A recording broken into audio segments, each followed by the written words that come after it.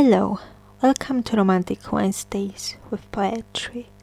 I'm Alisa Agnes, your host, and I believe it's time to get real and spill some tea or coffee, which I had just a moment ago. So today I have the last cycle for you, the 14th one from the second volume. Students' Notes Open Eyes is called Open Eyes. This last cycle is a little summary of this whole volume. It's a bit philosophical about just life, about open eyes, about learning new things, and some feelings. Why do I say such a thing? Well, because the first title from the cycle is called Feelings. The second title is Heights and Lows, and this is what you can learn more about today. So at first I will read you feelings, and later I will tell you a few more words about this. So that's feelings. I'm feeling confused and strangely in vain, in limbo, levitating. Old me would be sorry for every emotion, for breathing, but the new me isn't. Recently I've learned there's beauty in every emotion. Cherish every feeling. It could be a work of art. Be thankful, be proud. Take wounds, take scars, paint your heart a blue and red mosaic. So this poem is about feelings, about many different feelings that you can feel in your life. It's about happy moments and about sad moments, and about finding out that it's important to feel it all. And this way, when we take all that we can feel in our lives, all these different emotions, we can kind of paint a heart which is made of blue and red, which symbolizes different feelings, all shades of red and blue. Blue is about sad feelings and red is about those happy feelings. And that's why it's a mosaic, because you have to imagine such a heart made of these two colors but in many different shades, and it's just the symbol of many different feelings that you can feel in your life. So I also need to say that this poem is just about learning that there's beauty in every emotion that you can feel. It's important to cherish every moment and feeling, because you never know, maybe sad things can turn into something good in the end. And the metaphor of a work of art, it's about just that. I mean, when you're sad, you can write a sad song and you never know if this sad song won't become a hit one day.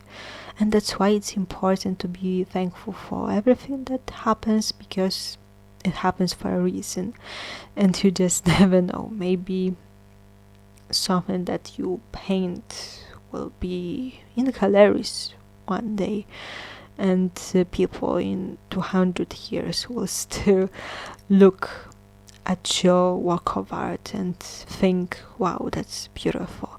So it's important to simply cherish everything that happens in your life, even when something bad happens, because I believe that it will always lead somewhere where you're meant to be.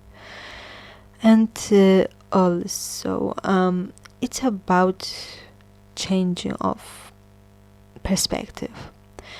It's about comparing old me, which would be sorry for, everything that I feel, even for breathing. So, it's about just being shy.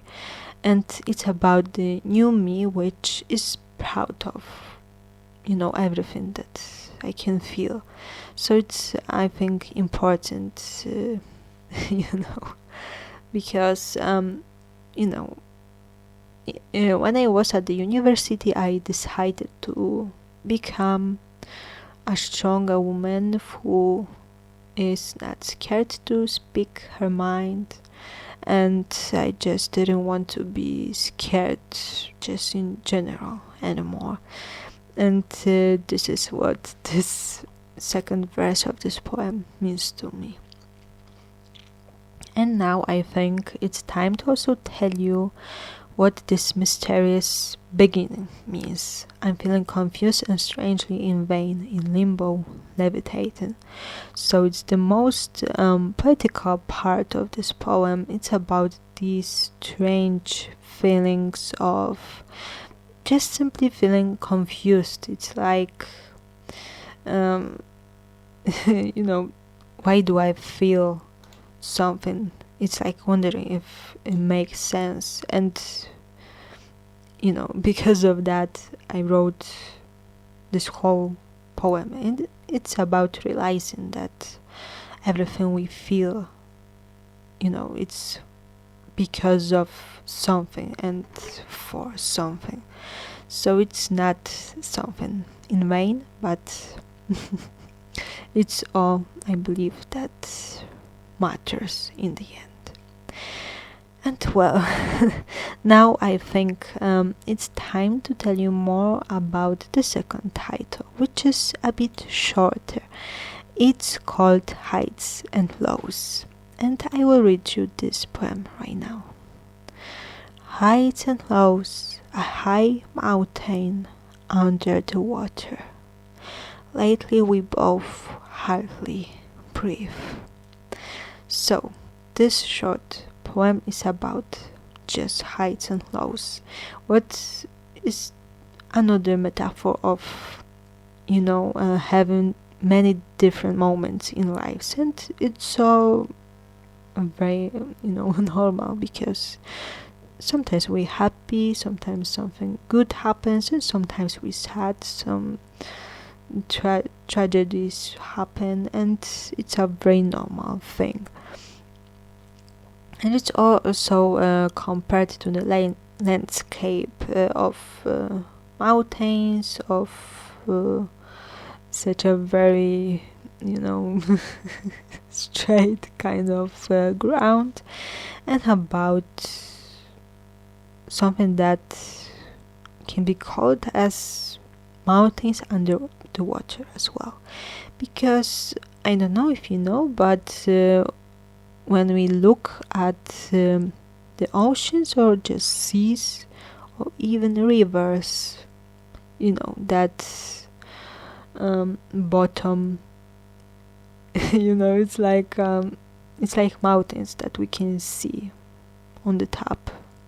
And you can imagine here any mountain you like, for example Tatra mountains, and imagine that such very similar mountains can be also found in some ocean. So it's like, it's simply a metaphor of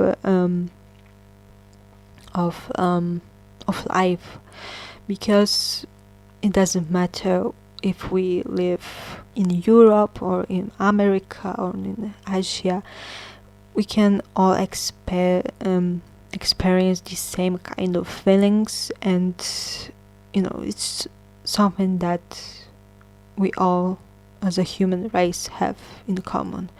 We all experience moments of heights and lows, and this very mysterious short poem is simply all about that. And now the last few words lately we both hardly breathe. So it's about just simply experiencing this harder moment in life. It's simply about that.